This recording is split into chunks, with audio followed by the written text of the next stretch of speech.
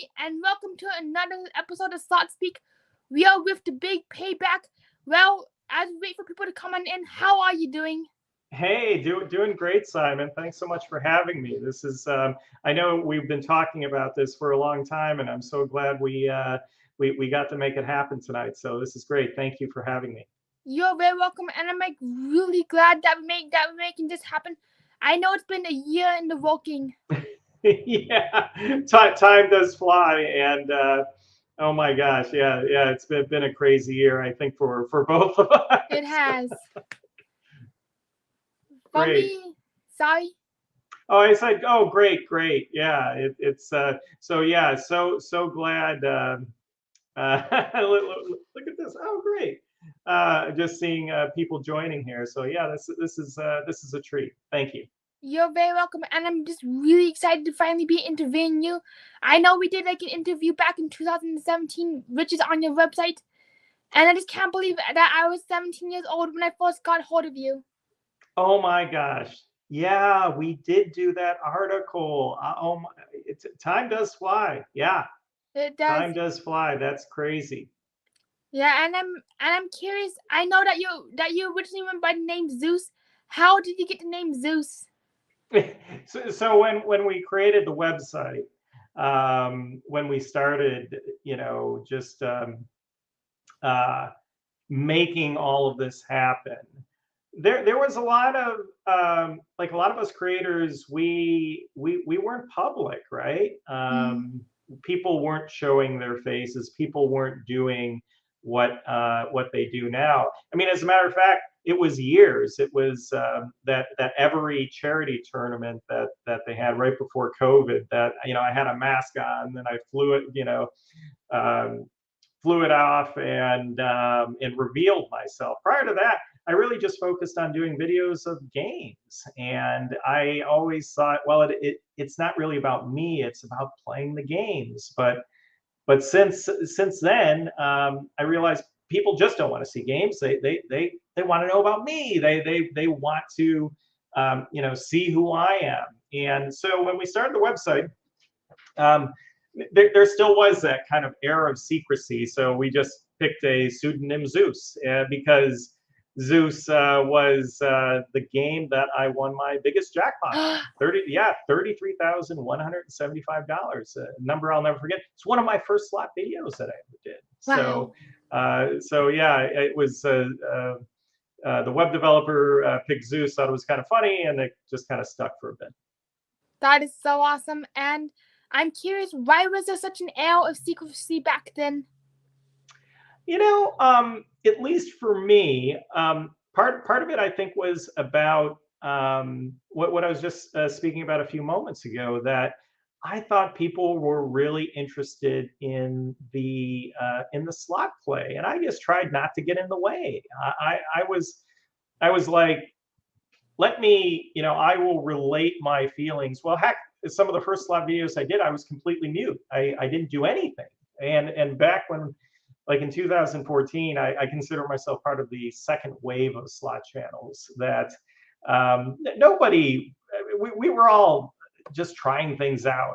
There wasn't really a blueprint for success like there is today. I mean, you look at channels today, you look at like Brian Christopher and NG Slot and Vegas Low Roller, and you can see how these people they've made many empires. They've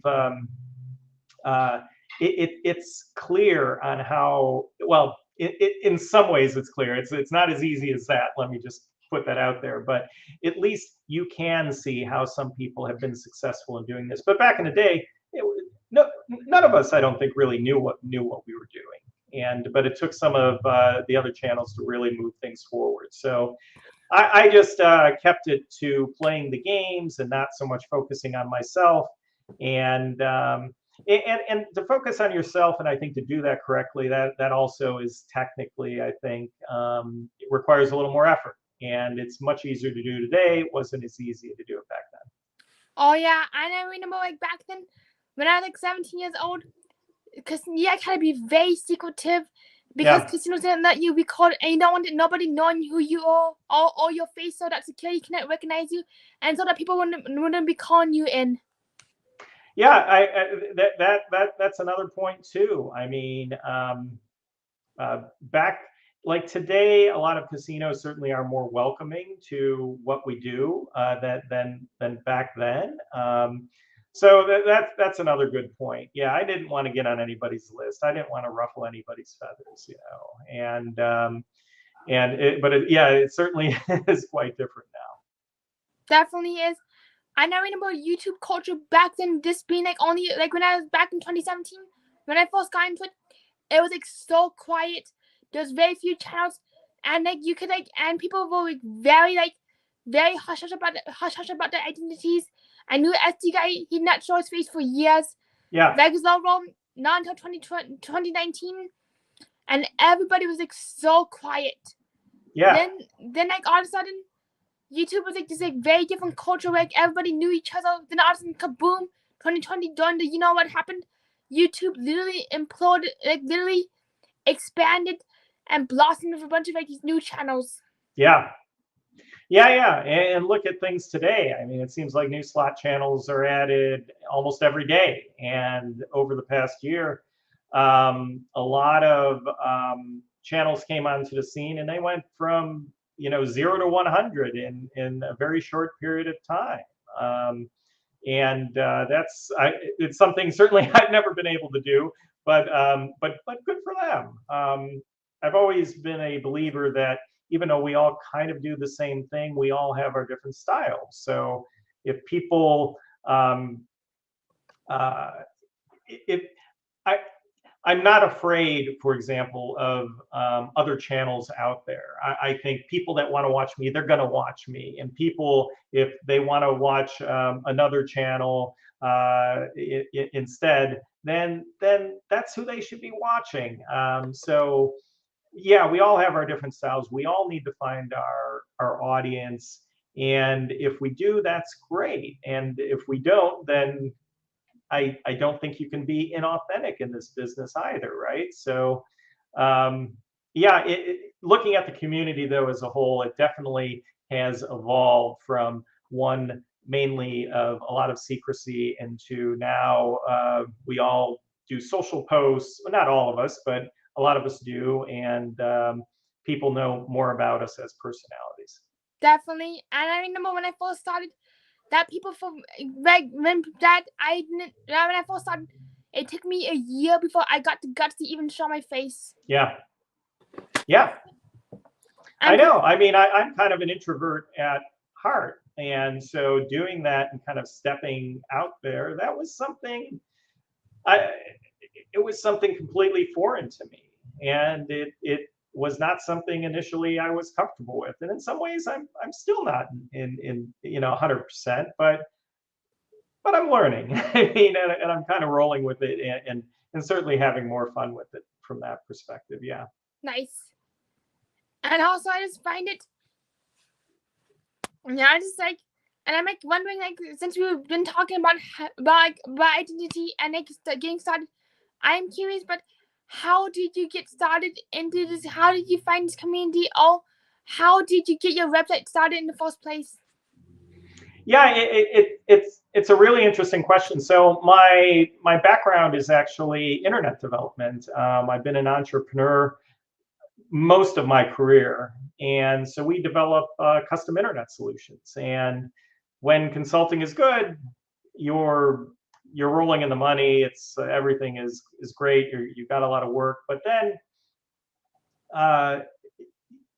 with many clients, you have your run with them, and then it ends, and then you got to find new clients, and the cycle starts all over again. And so like over the years, so we've developed so many like higher end websites. We did the technology, the e-commerce foundation for like the Danbury Mint, for example. So we created the infrastructure to process almost like $100 million a year. Yeah, I mean, it's serious stuff. But during this time, I always thought, wouldn't it be great to have our own property? We developed .coms for a variety of companies, just standard consulting stuff. And I thought, hey, we should have something internally. So consulting is low. Well, we can kind of fall back on that. And part of the idea I've had, I've always, I like to play, like to, gamble. So I thought, well, hey, wouldn't it be cool to have a casino locator? And I saw like there were casino locators, and of course there are now, and Google has a function like that. But I never thought there was one that was done really the right way, right? I mean, like technically we could do it. And so I thought, okay, so let's build this website, let's build this casino locator. But of course, even if you have the best website in the world, if you don't have any traffic, it's useless. So the idea was, okay, so I'm going to play some videos on YouTube and drive traffic over to the website. And as a matter of fact, in some of my earlier videos, you hear me say, visit thebigpayback.com, world's best casino locator, or something along those lines. And then a few things happened, and it's not completely uncommon. The first is, well, what do they say? Painter's house gets painted last. So developing a project internally, even though technically we can do it when you have paying clients, there's only so many hours in the day. The project didn't get all the love it deserved, number one. The second thing was that we started noticing, like, well, the YouTube side, even at that time, I remember like the first time one of my videos got like 10,000 views in a day, and I was ecstatic, and it was nuts, right? We were on vacation, and we're like, wow, this is, and I'm looking at it, and I'm super excited.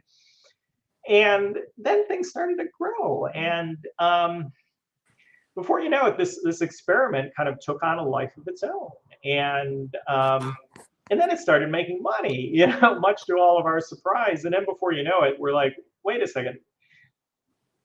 Instead of trying to build out this website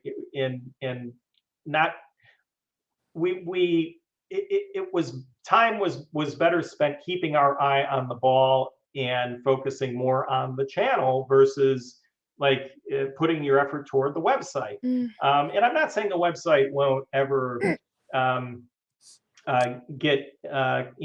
its promise completely fulfilled. Maybe it will. Maybe I've have kind of a rough design for an app. There's a lot I want to do, but people I don't think have any idea the amount of time that it takes to make a channel work. And like every week, I spend between probably 50 and 70 hours a week making this work, and it's a brutal schedule. People don't get it. I mean, you're traveling, you're doing like video editing. At least this is what I'm doing. I try to post like interesting content. All of that takes time. Or maybe I'm just not smart enough, and I'm spending time doing stuff that I shouldn't be doing. I don't know. But for me, at least the way I do things, it takes a lot of time. There's only so many hours in a day, especially if you want to have a life, at least a small life outside of this. So the website kind of became secondary. The channel started to grow. Fast forward a number of years, at least, I'm certainly not in the top tier, but I consider my channel, second or third tier, and it's a lot of people enjoy it. I reached over 100 million views and 100,000 subscribers, and I still got a lot of big plans to move it forward even more. That is so exciting to hear. And as a content creator, I can totally relate, because there's like some days where I put like hours upon hours just editing just one video. Yeah. And when you go to the casino, you literally have to sit down and nonstop like recode and just like recode, and it takes like sometimes hours just to get one good video. Also, can I please address some people in the chat real quick? Yeah. Also, hey Rock Money, hey Quad Zoo, Jane says, hey to Big Payback, and Simon, I love your live stream. Hey Jane. Jamie says, yo, the Big Payback, I missed the Fat Fortunes audio today. I absolutely still remember that slot machine from 2018 and 2020. I will watch that live stream. I got you, bro. I will watch that. I got ya. That's great. Yeah, I can't see. Let's see, private chat. Yeah, I'm not seeing any chat on my side. Is there All right, any like button I need to click wait, or? hit private chat, then like hit comments. Oh, there we go. Okay, silly me. So It's okay. That's now I see. Yeah, now I see the comments. Yay, Super Squirrel, Casino Lady Slots. Yeah, this is. Thanks everybody for joining today. This is great. Yeah, I've never. Yeah, I've never. I don't think I've ever done a like a live stream like this before on StreamYard. Yeah, cool. yes. On StreamYards, it's actually very nice because you can actually click on somebody's comment and it shows up on the screen. Oh, gotcha. Cool. Hey, Casino Cool. Lady Slots, Vito Kelly, Super Scroll, Want Money, Yo Ang, and TC. And also TC says it was due to all hard work and getting that big bonus on that big Yeah. bet. Woo! Isn't that nice? Oh my gosh. Looking at that screen. Yeah, that looks like a great one. Yeah, I'm also curious. I know that you have your name Zeus. That when you first started, I think we already. Oh yeah, I'm like wondering. Since like we did talk about this before the interview, can you tell me how you originally started out with the name Zeus? Yeah, so Zeus, I think part of it gets back to what we were talking about a few minutes ago. That at least when I started, there was secrecy, I guess, in the community. A lot of casinos didn't welcome what we did. There was, certainly the goal was to focus more on the games, and then like with the website, yeah, it was just really kind of keeping, using a pseudonym, keeping things kind of semi-private for a number of reasons. And then after a point when I kind of had that reveal during the one charity tournament, and since then it's I'm now out there, and the genie is out of the bottle, so to speak, and so I'm just really embracing, being as my brother-in-law loves to say, a D-list celebrity out there, and I wear that with a badge of honor. Nice. Yeah, and also I just find it so cool how you were mentioning Zeus to be one of your favorite games audio, and also I really love that Zeus is a WMS game. Yeah. I mean, Zeus is a classic, and of course, a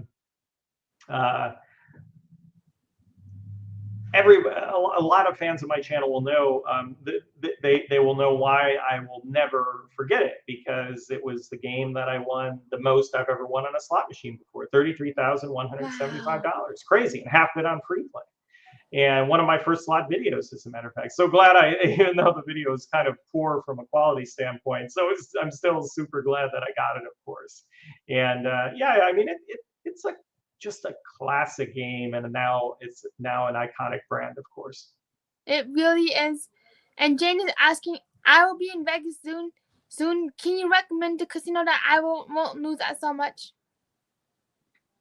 Oh gosh, Simon, what do you think? I only get to Vegas maybe about once a year or so. I guess the only thing I can say, Jane, is that I know it was probably a long time now, although the the stats probably still hold. But on the Wizard of Odds, wizardofodds.com, it's a great website by Michael Shackelford. He did a slot survey back in the day, and basically calculating out the return to player percentages on strip, casinos on the strip and casinos downtown. And the short version, I think, is casinos on the strip. The overall payback to the player is a little less maybe than off strip casinos. Whenever you're playing, you have to assume you're going to lose. My general advice to people is, hey, have fun when you're playing, right? And if you're not having fun, take a break. Always take breaks. Walk around. Play a variety of games. Yeah, Mary Kay says Binions and Fremont downtown slots are loose. Yeah, downtown versus New Vegas, the regular strip. Your paybacks are certainly, on average, I would say, are probably going to be better. That is really good to know, and I do like. and I do like Fremont Street a lot. I just find that Fremont has like so much good energy, and I'm like wondering, what do you have any favorite casino on Fremont Street? Oh gosh, you know, I'm always in search of just playing, you know, finding new games to me. I remember the last time I was in Vegas, I didn't get to Fremont Street too much, but Circa, I remember, had a lot of new games and was a fun place. Oh gosh, what's the steakhouse at the D? Me and my brother-in-law, we met each other out in Vegas. It was what a fantastic place. Who on the chat remembers? Or I'll have to Google it. But you know, fantastic place. You know, great restaurant. Yeah. Other than that, I mean, I just go to a lot of them and just really try and find new games, new to me games. Nice. That's definitely a really fun approach. Just going to a casino, sitting down, and just looking for like the newest game, or the game that really captures your attention. I'm curious, but what game has been capturing your attention the most, and why? Oh, lately, that's a really good question. You know, the whole idea of you know, what's your favorite game? Oh my gosh, I like playing certain games depending on my mood. You know, that's one thing. I recently had a trip to Drayton Resort and Casino in California with NJ Slot Guy, and Nice. yeah, it was a great trip. Love it over there. And a couple new games that I saw on the floor were like a Dragon's Law, Fortune Pots and Fortune Bags. They're clones of each other. It's basically a metamorphic Dragon's Law game, and I got a video for that. And it was a really cool game. I really enjoyed that. The new what is it? Triple treasure coins. I'm probably butchering the name. I'm not sure where my mind is these days. The AGS game, I launched a video on that too. I got like the mega bonus on the first spin. That was pretty cool. The Wonder 4 Boost Gold, you know, remains, you know, it's just a masterpiece. I think, you know, that one is first time I played it. I remember I got you know, collected the 15 golden heads, won over $13,000. It was, you know, it was nuts, right? And of course, how can't you love it after that? Yeah, there are just so many games. I love a lot of the classic Ainsworth games. Great, and had a lot of those. Yeah, as far as new games, though, there seemed to be a little lull. I thought. I don't know how you thought, but like you know, over the past year, like a lot of games have been derivative, and that doesn't necessarily have to be a bad thing, but there hasn't been too many that really knocked my socks off. But like I said, I did like that one, that new Dragon's Law, you know, Fortune Pots, Fortune Bags, the Bull Blitz lately is an interesting one. That's another. Yeah, that takes all aboard to the next level, and I got a few videos on that coming out, which are, you know, it's an interesting game. So yeah, anyway, those are just a few that you know, offhand, that I've been. I mean, you know me, I play them all, but those I think are fairly interesting these days. I definitely got to agree. A lot of the games are so derivative, and I just find that everything's copying Dragon Link, and there's definitely this lack of creativity, like what I like to call the meh rut. It's like G2E 2022. I hold was kind of like a meh rut. Like you're going, and everything was just copying everything from the previous year, and I'm like, good thing I did not, and I was actually in the psych ward during G2E 2022. And I was like, and I'm like, I was getting medication for my bipolar disorder, where I was going all the way to G2E just to see a bunch of meh. Yeah.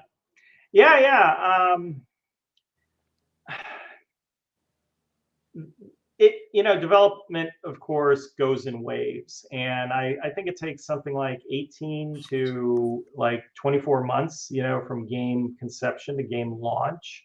Yes. So when companies are looking for the next big thing,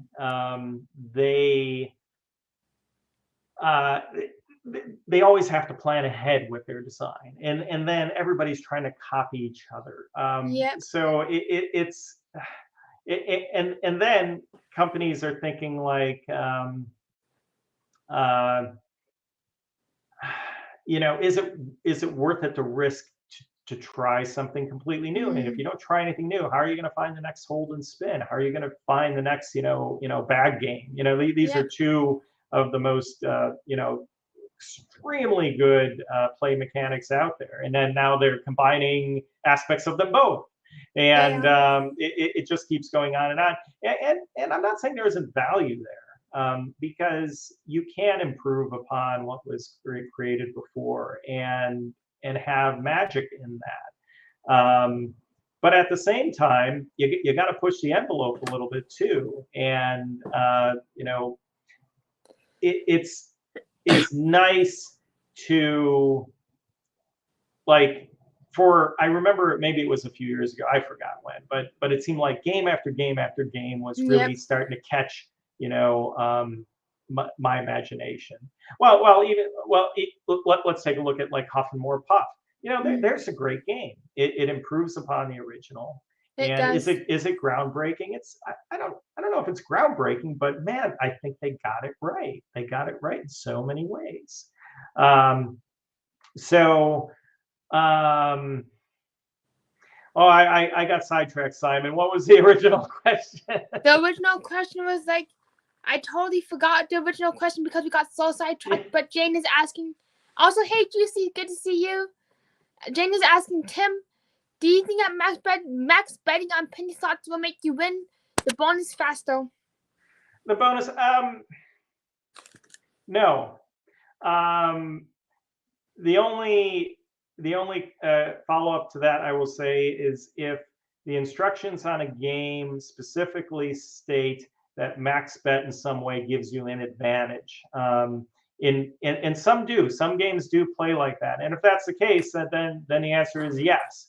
But generally speaking, if it's min or if it's max, on a lot of games to bonus faster, I don't think it matters. But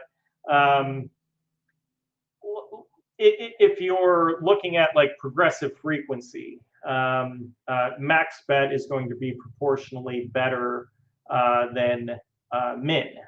So I guess that's another nuance to that answer. Hopefully that answers the question.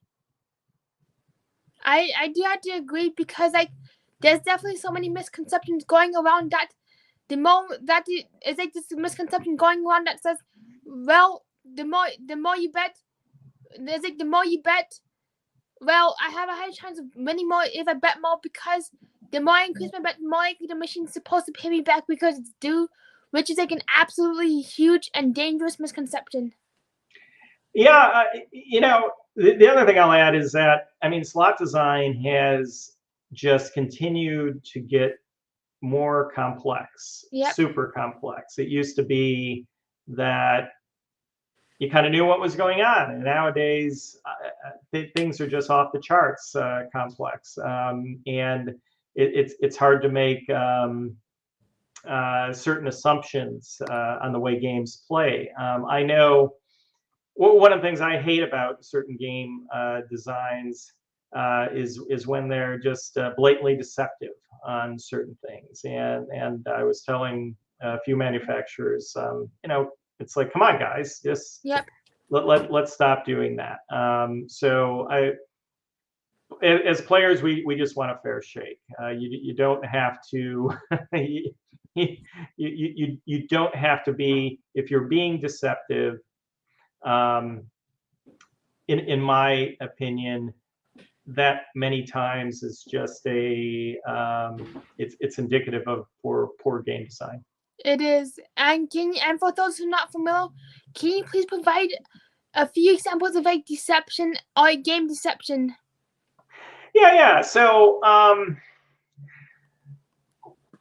like, oh gosh, okay, I'll call them out a little bit. So, like on certain pick games, when you do your 3 picks and you're like, okay, if I would have just picked the one up here, it reveals them all at the end, and it's like you need like 3 for the epic bonus, right? Over $20,000, whatever. And so you got 2 epics, and then it reveals the final choices, and it's like, oh, I should have just picked up there, and I would have won the epic. Well, no, you wouldn't have. They're revealing choices that it's deceptive. They're revealing choices that you still had no chance to. If you would have picked those particular areas, they wouldn't have showed up at the time. Hopefully, I'm being clear on that. So that's one obvious example of deception. One manufacturer did that on a few games, and it's my understanding that it kind of slipped through the regulation or but they can't do it anymore. So so I think that's a step in the right direction. Another obvious example is like the pots get bigger, right? The pyramids build, the pots get bigger, the all these other things, the piggies grow. And it's all smoke and mirrors. It's your chance to trigger the bonus, whether the pot is full or not. It doesn't. It's the same. It's the same. It is. And I always thought, and I've told people this. Well, why not make it a little bit easier to trigger the bonus if the pot is full? It doesn't have to be 50%. Maybe make it 5%. Maybe make it 10%. Do something, right? But everybody, that's one, and the manufacturers will never give that one up because it fools like 50% of the people out there. They think they think you got a better chance. You don't. So anyway, deception. I with slots getting so complex, I just wish. I mean, let's take a few instead of just constantly moving, pushing that line forward. Let's walk back a few steps, right? Yep. And you're correct about some kind of like how you're correct about how this one manufacturer made it so you'd pick 2 grand jackpots, but then you would get the mini, and it was some kind of false reveal. Yeah. Meaning that they would like pretend to reveal you the choices, but in reality it was like all just rigged and predetermined.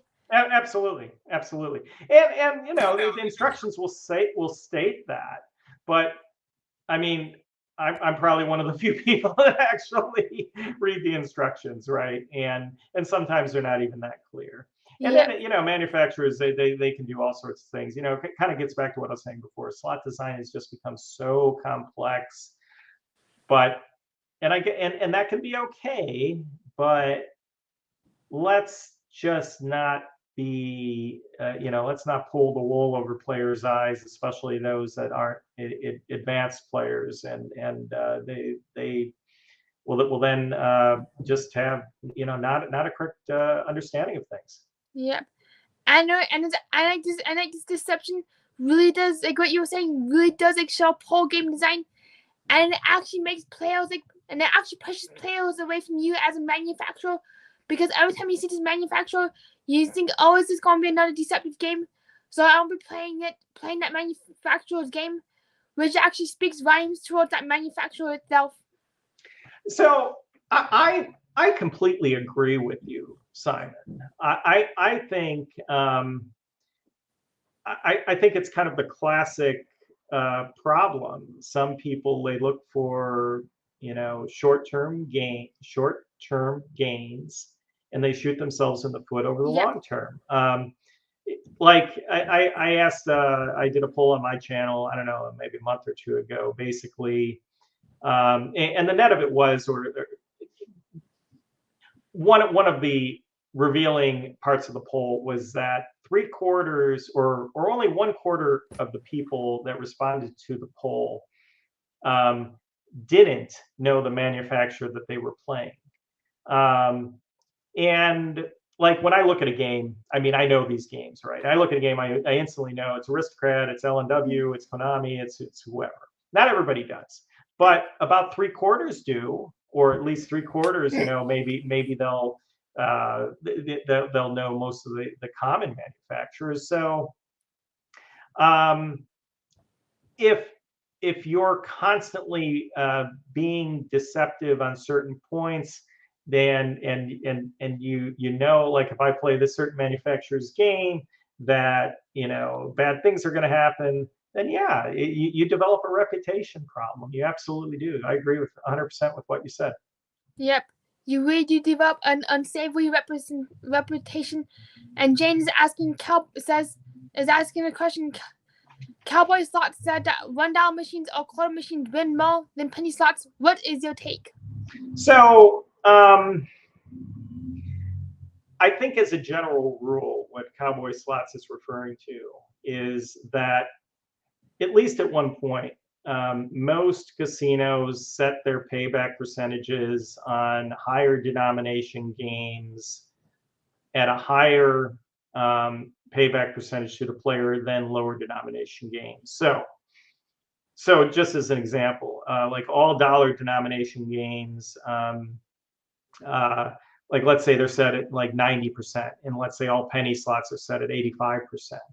And so then, technically speaking, you can look at the dollar denom or quarter machines as technically a better bet. Now, as a player, if you're putting in more money through your dollar games and your penny games over the same amount of time that you're playing, then your expected loss on your dollar machine is going to be higher than the penny machine. So, I mean, there's a number of ways to look at this, and then you throw into another mix. What about multi-denom games, right? And it's my understanding operators, casinos can set different payback percentages on the different denoms per on multi-denom games. So then an interesting question, I guess, would be, is it better to do like to play a $5 bet on dimes versus a $5 bet on pennies? And I think the answer is probably yes, but I'm not 100%. I'm not. A lot of these questions, they can depend on a lot of different factors: the type of games, the the just so many different factors, right? And you may not be able to just 100% say a lot of things these days. Just the complexity has just gone through the roof. It really has. And also, like, and I also do find that for me personally, if I'm playing Dragon Link or just run or like a specific game, like if you go to dime versus pennies and the progressive jackpots are higher, I'll be betting my $5 on dimes rather than pennies so that I can get bigger orbs on Dragon Link, and so I can get just like the bigger bonuses. That would be the only reason why I'd do like the same bet but on different denominations. Yeah, it's just because of the jackpots. Yeah, and I tend to do the same thing, although, of course, like winning like the mini, like on a $5 penny bet, even though it's 1/5 the value as the dime, your frequency of winning it on the pennies is going to be proportionally better. But I would rather have a chance to win that big spin, like what you're saying too, right? And so it's why I think a lot of us gravitate toward dimes, like in that example. Yeah, definitely. And that's interesting is, like, I noticed that when people are betting the big bets, that you get fewer minis and fewer majors because the machine has to like accommodate for that larger payout, rather than like betting on pennies where you can get like a smaller payout, like a smaller mini, and the machine can like accommodate for more small minis rather than like that $1,000 mini. Right. Yeah. I mean, that's exactly right. I mean, you can't gain an advantage betting like the frequency for landing the higher valued progressives is going to be less if you're betting the same amount of money at higher denom versus lower denom. It has to. Yes. And also, I know I'm kind of going on another tangent, but yeah, I'm curious, but what got you into gambling itself? Oh gosh, that's a good question. I guess I've always kind of liked to play. I mean, it's been. Although people might be surprised, I was generally a card player. I loved Got poker, some of the other carnival games, blackjack. Well, not at blackjack's carnival game, but like 4-card poker, for example. A lot of the table games back in the day. But part of, I guess it's part of my personality. I always like to go on road trips, go on mini adventures. And if you get in the car and you drive a few hours, and then, well, you end up at a casino, a different city, different things to do. It was always fun for me to do that, and now I still love doing that. I love going to different places, finding different games, new places to explore. Yeah, that's part of the appeal of this to me. Nice. And I definitely agree. I really do find that when I'm like on road trips, I just love stopping and exploring places. Like tomorrow, since I'm on a road trip right now, I'm going to stop and just go to a casino, a random casino, see what games they have, and do a little live stream. Yeah, I mean, especially when the casinos, put some effort into having a lot of classic games, some newer games, and not just checking the check boxes like a lot of the strip casinos. It's ironic. I go to Vegas, and one casino after the other, it's like a clone of the prior one, and that doesn't really interest me that much. Yeah, that's why next time I go to Vegas, I really want to go to Boulder Station Casino, because I know that they have a bunch of like old school WMS games Yep. and IGTs. Yeah. And I noticed on the strip break what you were saying is like literally like you get your Bank of Dragon links, you just get like every identical machine but in a different layout. Yeah, I mean they're just targeting. I think just a lot of the people that just go to Vegas, a couple times, and then they don't. They're not even like players like us. They're just they're in town for a bit. They're going to play what they're going to do, what they're going to do, and that's that. Yeah, they have a captive audience. They do, and it's like such a large captive audience. I also hate gambling Blitz. Honestly, that main strip can honestly get a little boring if you've been a few times, because you just go into a casino, same games, same things. Yeah, exactly. Yeah, slot managers, they need to put in a little more effort at certain places. Absolutely. They really do, because otherwise they'll get a bunch of monotonous casinos. And speaking of Vegas now, I'm like wondering, in Vegas or at your local casino, I'm curious, do you prefer high rolling or low rolling? I mean, it's a good question. Like a lot of classic games, the only thing you can do is low roll. And like on my channel, I definitely go for variety. I'm not wealthy. I can't high roll all the time.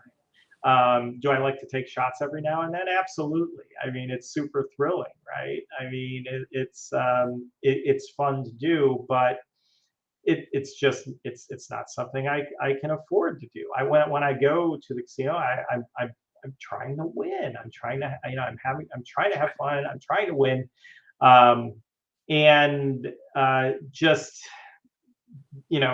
going through crazy amounts of money in short periods of time. That I mean that isn't fun. So for me, it's really about variety. Variety in games, variety in bets. I can absolutely entertain myself on betting $2.50 a spin, especially when that's the max bet for a game. You see a lot of that on my channel, and then taking those occasional shots on the on some of the higher limit stuff too is also quite thrilling. Definitely. And I noticed that on other old games that the highest bet is that like $2.50 used to be considered high rolling. Yeah. So when you used to do like $2.50, people like, well, wow, you're a high roller. And Alex does mention there's a casino in South Florida that has slots like Kaboom, Great Wall, and Alien. It's always fun to see the mix of classics with the newest slot machines. Yeah, I completely agree, Alex. I mean, it's like if I were managing a casino, what I would do is I would have the latest and greatest, and I'd have the classics. I mean, maybe I'd even have a section and like, call it like retro. I like a lot of the classic IGT games like Super Cherry, Betty the Yeti. I mean, these are fun games. I'd love to see them bring it back like in a multi-game cabinet. I've told a lot of these manufacturers, hey, bring back multi-game, make a multi-game cabinet of a lot of these classic games. But do it the right way. There's ways to do it, those multi-games, and ways to not do it. You got to do it the right way. You really do. And I really like how IGT's bringing back some of its older games and like its new G23 cabinets. Yeah. Yeah. And or like the a lot of like the brands that they've developed over the years, they're super cool brands, and like even putting them in like new play mechanics, like why not bring like Super Cherry back, but put it in like like their Fortune 4 Link configuration or something like that, and leveraging these brands in new and creative ways. I mean, I'd love to see that. Same. I can definitely see them doing. I would love for IGT to do a double diamond slot machine, but in the Dragon Link format. I'll play that game. Yeah, I mean, what an interesting idea. Yeah. Yes, like inside of orbs you get diamonds, and I'd definitely play that game for sure. Yeah. Yeah, I mean they're double diamond, triple diamond brands. I mean it's super strong. Yeah, on the mechanical reel side. Yeah. Yes, and also Monaco, we do have a few questions from the chat. Monaco says, great interview, Simon. Tim, you may have already answered this, but what casinos or games are your favorite? Yeah, I as I was mentioning to Simon earlier, I mean, the whole "what's your favorite game" question is a real hard one, right? Mm-hmm. And it depends on mood, it depends on bankroll. I mean, I'd like to play, certain games, just if I'm recording all night, maybe at the end of the night, which one am I gonna, play just quote unquote for fun. Which casinos? I mean, gosh, I was just out at Grayton Casino Resort in California. I loved it there. My local Jack Thistledown is a great place. Going up to Detroit at Greektown is always fun. There are a lot of really fun casinos out there. And favorite games. I mean, oh wow, there's recently I've gotten into like Bull Blitz, really fun game. Looking forward just to some newer games coming out. There's just so many that what Wonder 4 Boost Gold remains. It's a genius game. Really cool, really cool. Yeah, I could probably go on and on, but it's the one singular game. Yeah, I don't know if I could answer that one. There's like so many games, and I can see myself being in the same boat at times because I like playing all the old school aristocrats, the old school WMS. Yep. Depending on my bankroll and mood, that's the games I like to play. Yep. And I sometimes like to throw. If I have the bankroll, I sometimes like to throw in a quick hit. Yeah. It's a classic game. Yeah. It really is. And also, sorry if I butchered your name, but Gilowatts is asking any takes on the Huff and Puff and Mall game. Yeah, I love it. I mean, I have a ton of videos on it. I think it's a brilliant game.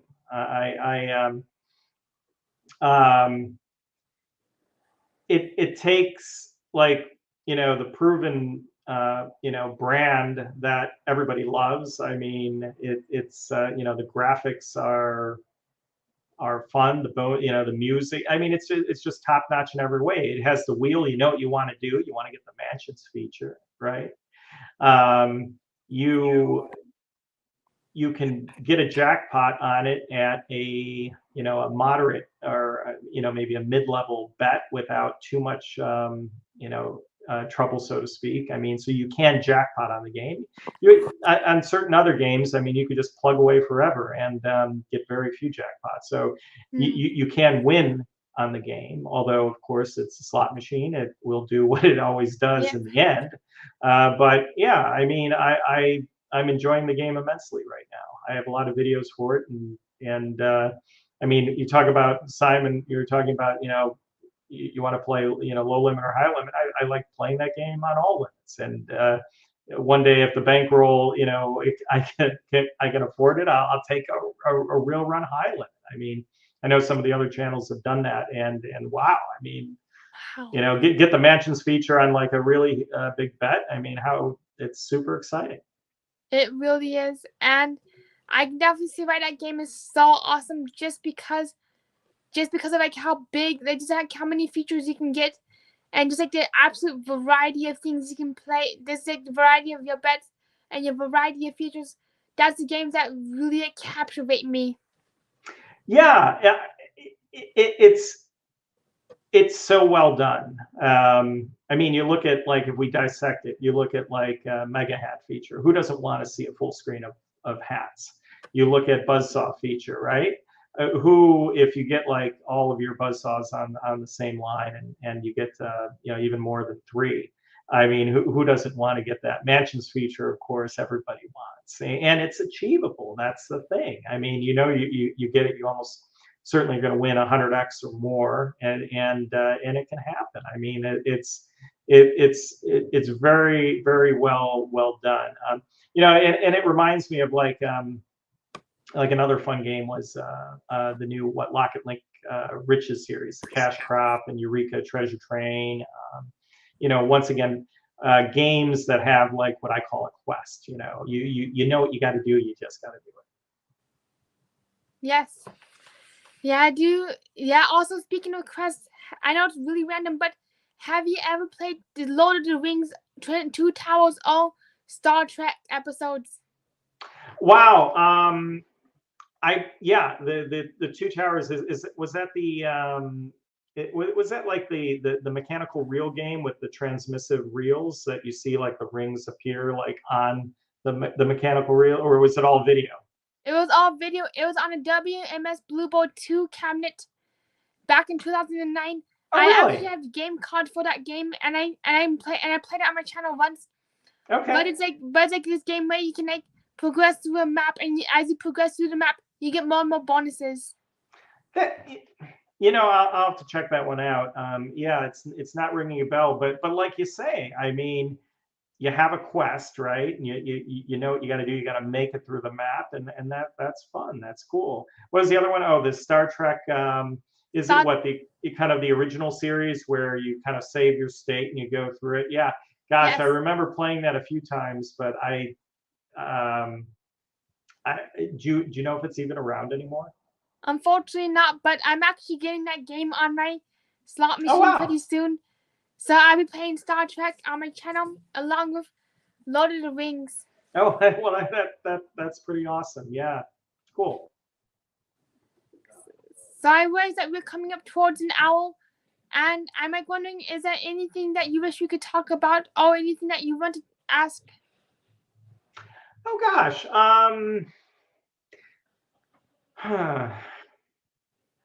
No, I guess I just want to say, well, first of all, thanks so much for inviting me on, your channel and the interview tonight. I've met just so many, nice people, doing this in the community. And I meet people all the time, and of course, if people see me, yes, stop by and say hi. It's it's just crazy that it still surprises me like that people like watch my channel like a lot, right? And people, I just ran into this awesome person at Grayton, and she's like, yeah, I watch you like every day, and she was so sweet. It's just been super cool, just all the great people I've met doing this. So I really appreciate it, and yeah, it's been a wild ride, and continues to be, and I have so much stuff planned for the next year, and I just got to keep plugging away. Definitely, and it's also one of my favorite things to do is just like meeting new people and just like saying, "Oh my gosh, I think I know you." That's like the best feeling ever. Is running to one of my subscribers or another content creator and be like, "Oh my gosh, I think I know you." It just brings so much joy to me. Yeah. I mean, it's like taking breaks and having fun is important, right? It's important for our lives. It's important to to being happy and healthy, and yeah, it's just been a great experience all around. Yes, and I also do find it. I also just like find it just like really. Oh no! I just got the Huff and Puff music in my head again. It's like it's like the mansion music. Yeah. Oh my gosh. Yeah. It is. It is great. It is great. Yes, it really is, and I just like find it just like, and I realized like, and I just realized, and I did not realize when I first started YouTube, just how much of a social experience it would be. Yeah. It was my first introduction to social media. I mean, before I did YouTube, I never posted a Facebook post in my life.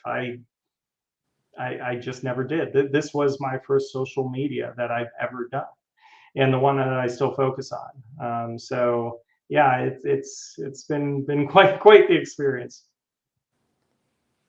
Definitely, yes, and I remember like the very first time I started my channel, I never posted a single post outside of like Twitter, Instagram. Then that's when I really got into Facebook and YouTube. The only reason why I posted on YouTube in the first place was because Instagram had a 15-second time limit, and I got so fed up with Instagram that I'm like, I know I'm posting all my animations on YouTube, and I just make everybody go from my Instagram to YouTube. Yeah. So that's like how I really got going on YouTube. And I know it's kind of a strange question, random question, but I think we missed a question from Quad Zoo. But let's see, do you play any online casinos?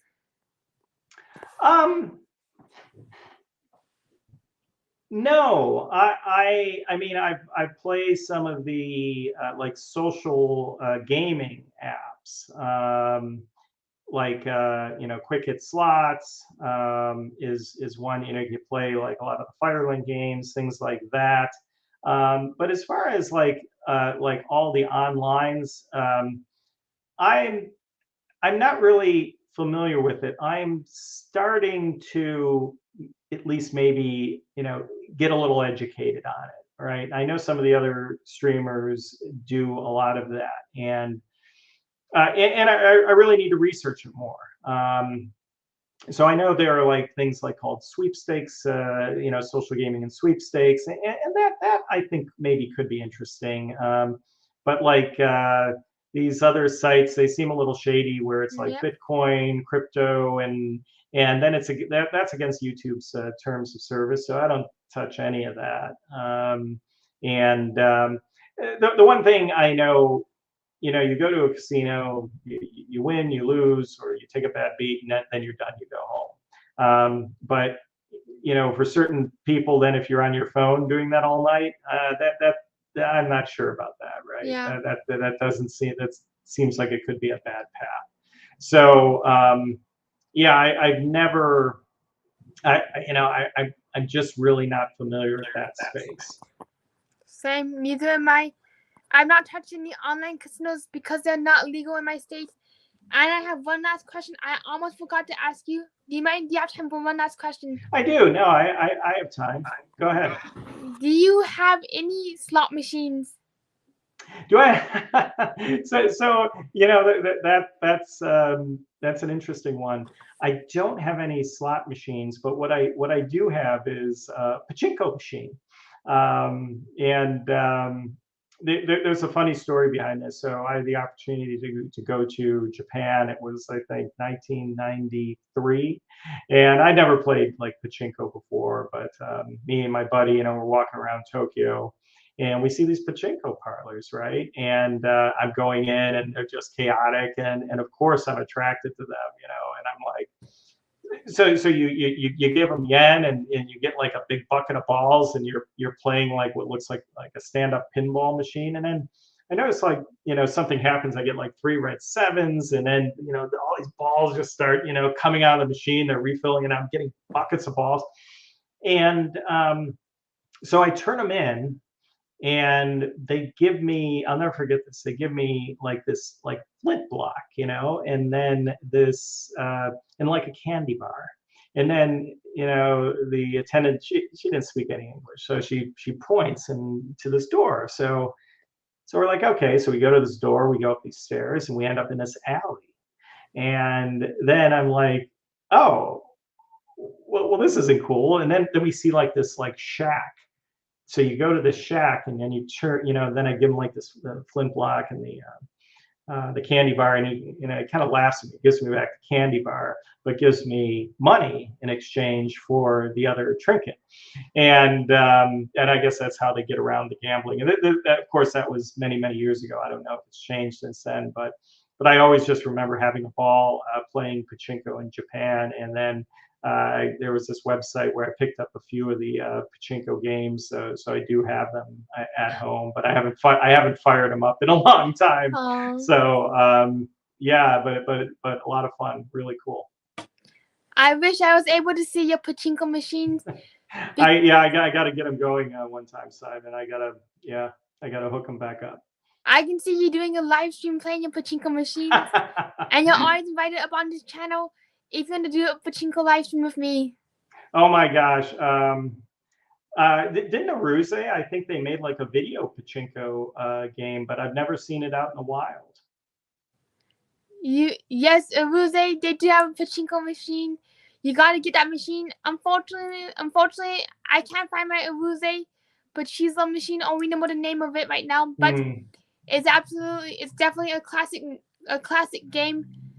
And I would just really love to watch you play pachinko on your channel. Oh my gosh. Yeah. Yeah, another one for the list. Yeah, sounds good. Definitely. The more the merrier. Yeah. Well, I really want to thank you for being here tonight. This was an interview I've been looking forward to for a year, and I'm beyond honored to have interviewed you tonight. Well, thanks again so much, Simon, for having me. I had a lot of fun tonight, and yeah, it was great learning more about you and talking slots. And well, we'll have to do it again at least before another year is up. So it sounds great. We gotta do interview number 2. Sounds great. All right, let's take over your channel. Channel raid. All right. Sounds good, Simon. See you. It's been an absolute blast. Have a great night, everybody.